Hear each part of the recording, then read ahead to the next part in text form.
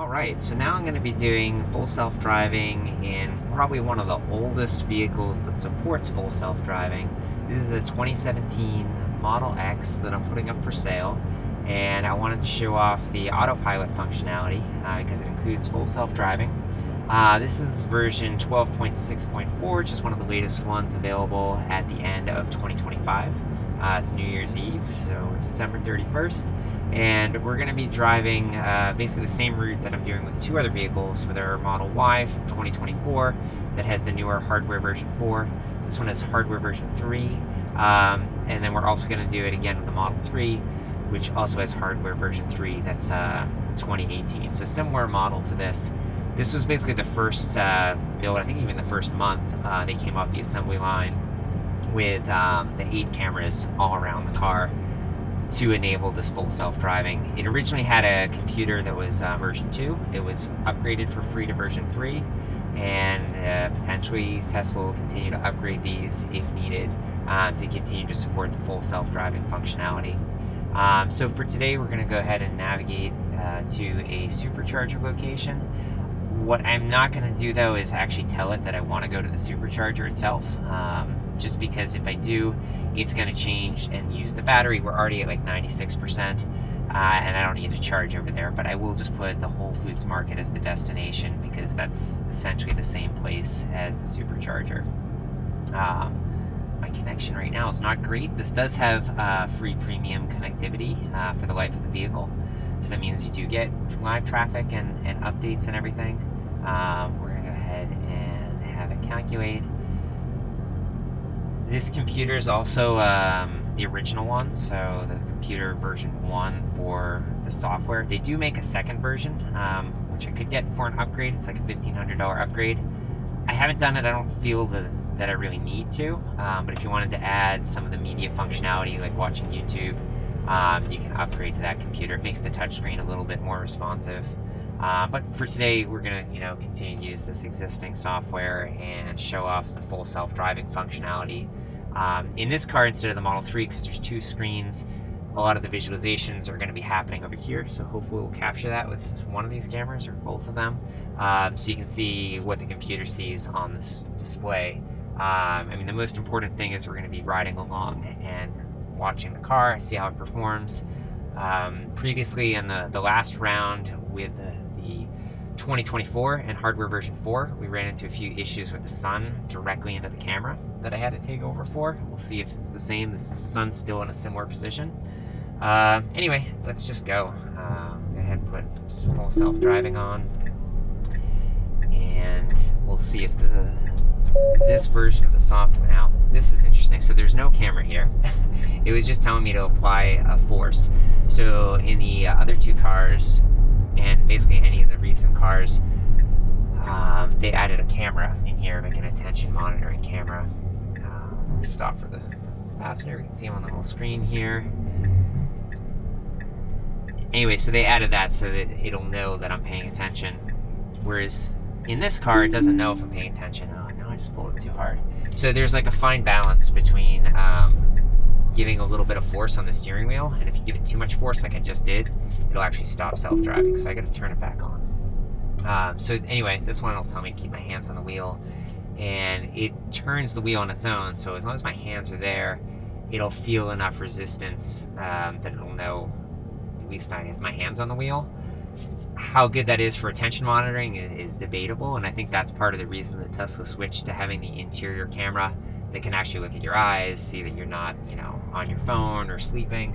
In the early days of this software, essentially, both the full self-driving and even just the lane assist, there were a lot of incidences of people just tying a little weight or something to the steering wheel to fake it out and trick it to think that they were paying attention when they were actually taking a nap. So anyway, that's unique to this particular vehicle and vehicles that were made for probably about a year, because on the Model 3, which came out a year after this car, they had already added the interior camera.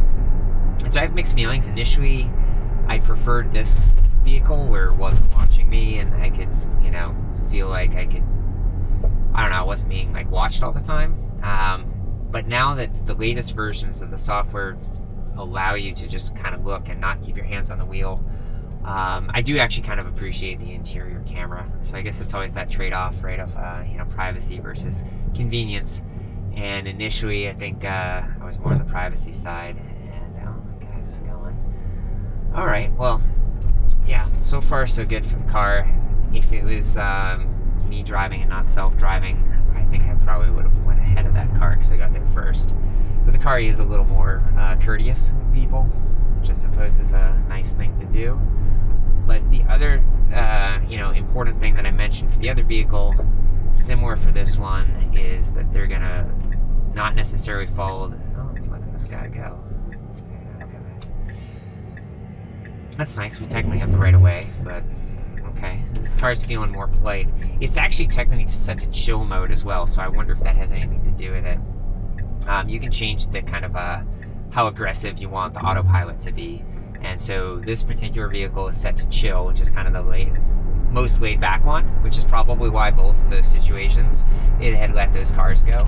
The standard mode, which is what I was driving with the red car, the Model Y, in the previous run of this, that one is on standard, and maybe when I do the blue car, I haven't done it yet, maybe when I drive the blue car I'll put it on the more aggressive one. I think that's the terminology. They keep changing the terminology. At one point it was called Mad Max mode, and that was for the highway passing. It would shift lanes a lot more aggressively.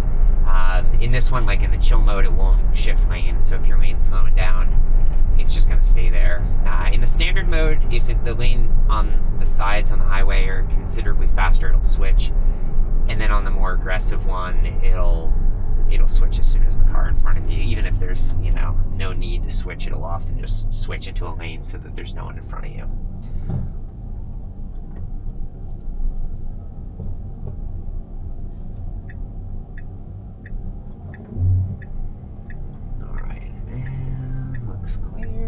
It's doing well. Yeah, so far so good. While we're doing this ride along, I might as well describe the vehicle a bit, especially if you're watching this and you're interested in purchasing this vehicle.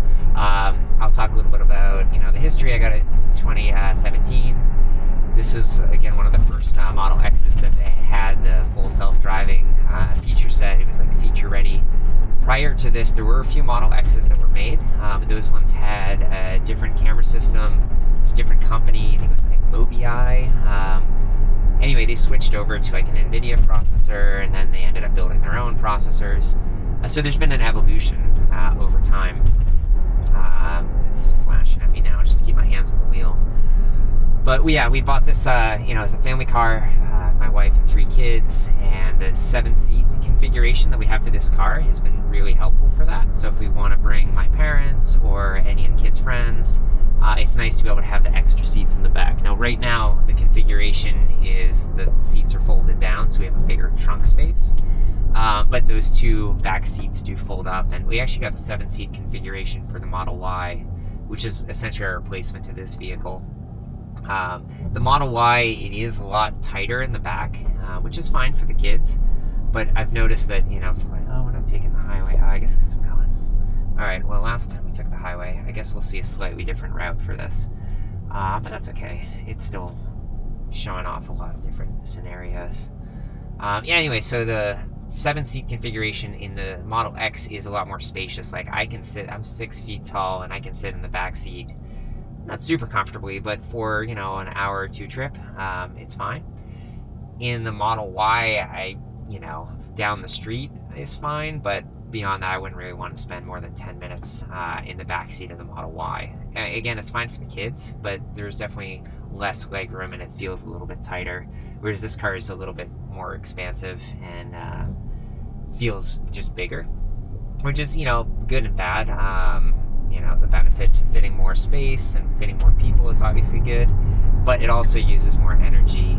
And this is also an older vehicle, so the energy system that's in here, it has a heat pump, but I think it's not, maybe it doesn't, I don't know.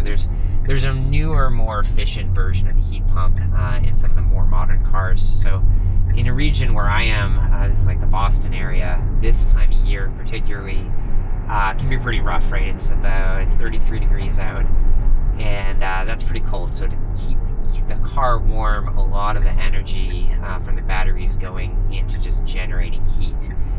In a standard gas engine, you're basically getting the byproduct of heat for free. So in a colder climate, the gas engine, at least in the winter, is kind of nice because it's giving you free heating. But that's also a double-edged sword, right? In a warmer environment, you don't necessarily want all that heat, and then your energy ends up going into the cooling system. So in the winter, the range is definitely reduced. There's a couple reasons for the range being reduced. One of them, is the temperature's cold, so the car's doing more work to heat the car with electricity. The air is denser, so actually I learned this when we got the vehicle and I was trying to figure out why did the range get so much worse in the winter months, and it's something that affects all vehicles, and that's that the air is denser in the winter, and so all vehicles have to use more energy to get around through that air. So that's one, and then the temperature, and then the battery packs just don't perform as well when it's cold. So I'd say the standard rated range for this is 230 miles. Don't typically see that much range, and I think that 230 miles corresponds to something around maybe 300 or 350 watts per mile.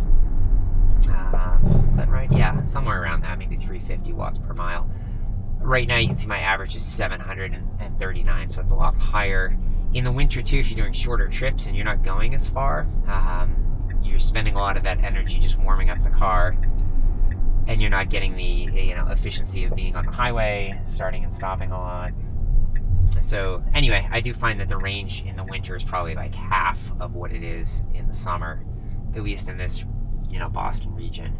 And if you're plugging in at home, it's still fine, right? The rated 230 is optimistic, and this battery being older now, at 100% charge, the rating's just around 200 miles, maybe a little bit over 200. And I'd probably get maybe 100 miles. All right, so thanks for here. So I'm gonna just take over for a minute, and then I'm gonna have it navigate back home. And we'll go back this way. But yeah, anyway, so if you're plugging in, you're not going too far, getting 100 miles, I think it's pretty reasonable, especially compared to other electric vehicle options. And let's put this back to navigate.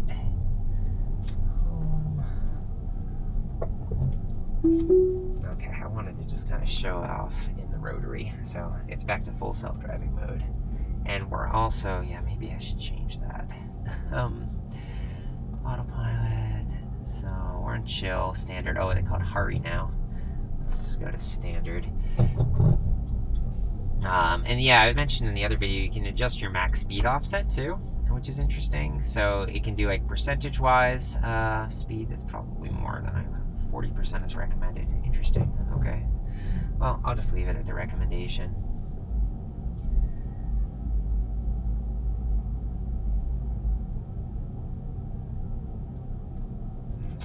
I mentioned in the other video, but it's worth saying here too, that one thing I've noticed on the visualization is it never highlights emergency vehicles.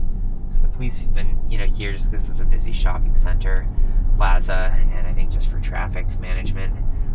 But yeah, when their lights are on, or if there's an ambulance passing, the car will identify it and it'll make a note that, it sees an emergency vehicle, but it won't actually show you on the screen where it is. I don't know, maybe they thought it was too distracting, but I feel like it would be helpful to maybe highlight that in a color. It will highlight different cars, like the car you're following, or in different colors, or cars coming the other direction, or it'll sometimes change the color to blue, and maybe that depends on the software update too, but they've definitely experimented with different visualizations on here. So these just show trash barrels and cones on the side of the road. They don't seem to show those things anymore. They still show all the vehicles, pedestrians, dogs, bikes. It's just the side of the road, so that could be a curb, or it could be just an edge that it detects. It'll show the various lanes and the stoplights and stop signs. So it's really, all the information I think that I need. This second screen is nice on this car too, because it'll show the navigation on the side. I still have this big menu up, which I'm going to get rid of. So we can launch autopilot here, or we can launch the navigation here. I think it would be cool if we could watch the autopilot on here like we can on the other cars. But yeah, it's helpful. I can still see it there on the screen. What else? Yeah, otherwise, you know, the car's been good to us. Functions well. It's got the Falcon Wing doors on the sides, which are kind of cool looking. Sometimes it, you know, causes maybe unwanted attention, especially like a year ago. Politically, you know, wasn't as popular to be driving Teslas around, especially where I am. You know, Elon Musk was in the government, and there was just a lot of politics, right, that didn't really exist before. There was maybe a little bit of politics around electric vehicles versus non-electric vehicles, but generally I'd say that the Tesla brand was pretty well regarded. But for a period of time, it was definitely not as fun to be a Tesla owner. And so things like the Falcon Wing doors that make it more apparent that you have a Tesla is not necessarily a good thing. Again, I think things have changed now, and it's not really on the top of people's minds politically anymore, which is nice. But yeah, those doors, aside from looking cool, are actually pretty functional, especially with kids. Getting the kids in and out of car seats with the door wide open and out of the way was a lot easier than just a traditional like side door.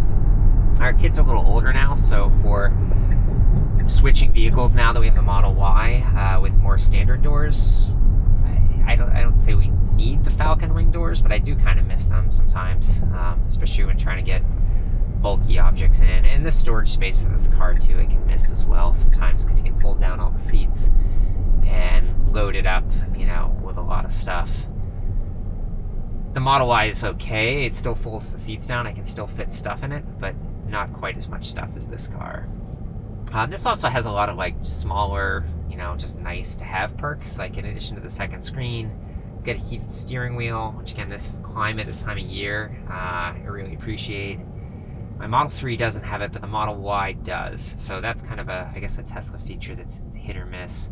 One of the things that's nice about this car is it has, I mentioned earlier, unlimited connectivity. So the premium connectivity was, you know, for life of the vehicle.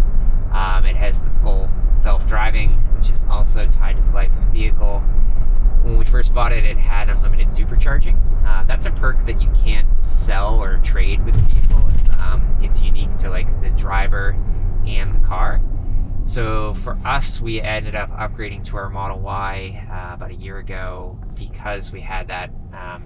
They gave a credit to allow us to transfer the unlimited supercharging. So we have unlimited supercharging now on that car, which I don't have it on this one anymore, but we still have some free supercharging.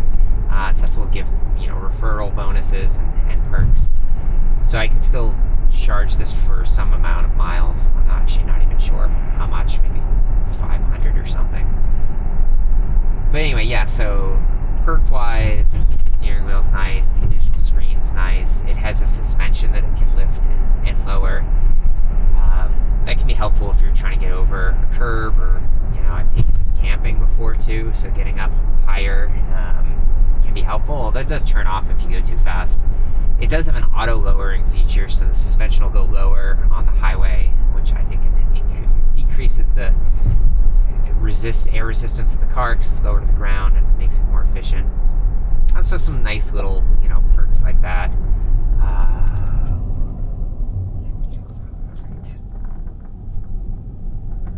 That was maybe a little more of a stop than was probably necessary. Interesting. All right, so we're in, I mentioned this in my other video, we're in a 30 mile an hour zone, and it's going a little bit faster than that. We're 37 now, but it went up as far as 42, and then it hit that maximum. I think that probably related to that 40% offset that was in the settings. So it was allowing itself to go that fast. I'd say typical traffic on this road is probably between 35 and 40, and that's just kind of a cultural, regional thing in this part of the country. And I don't know how much that relates within the US versus other countries, but typically around here people drive a little bit faster than the speed limit. And so if they were to make the speed limit, let's say 40 on that road, everyone would be driving 50. So traditionally, I've just found that in this area, they just make the speed limit signs something that is, it's comfortable, but it's a little slow. Like, I think if the car was set to like 0% offset on the speed limit, I'd get a line of cars beeping at me for going too slow, especially in certain roads. I find that the latest version of autopilot has actually been pretty good. Maybe 40% is a little bit high, but having that ability to drive, it's not necessarily going to go all the way up to 40. Like, it slowed down, even though it went to 42 and then went down to 37. So it's just kind of a, using its judgment, and it's kind of a weird concept, but 2025 was a bit of a year of AI, as far as a lot of the text chatting and coding, and it's a transformative time for us right now. So historically, we'd probably look back at this video and be like, why did I even bother doing this video? Obviously the car can drive itself, but at this point in time, end of 2025, it is still pretty novel. The car still doesn't get everything right. I didn't have to take over so far, knock on wood. I did have to in the last video for the other car, but I was also hitting the sun a little bit lower. And right now we're about half an hour away from sunset. So I'm catching, the sun's a lot lower now, I'm catching less of that. As for the final vehicle, last video, I probably will end up getting some nighttime driving in. So we'll have a chance to see how it performs, day and night. But yeah, we don't have any bad weather today, rain or snow. But in those situations, it actually performs better than I would expect. And of course, we're going to continue to see the technology improve. But anyway, at this point in time, it's the last day of 2025. I would say full self-driving is here. Like, it really lives up to the promise. The regulations maybe aren't quite there yet. I'm hoping that'll happen in the next few years, especially as my oldest son, who's legally blind, gets to an age where he'd be able to drive, one of these vehicles with that assistive technology. And even if it's not the full, level 5, like robo-taxi, he sits on the side. I think as long as we're able to, with his low vision, certify that he can drive a vehicle with this assistive technology, that would be huge for him and a lot of other people in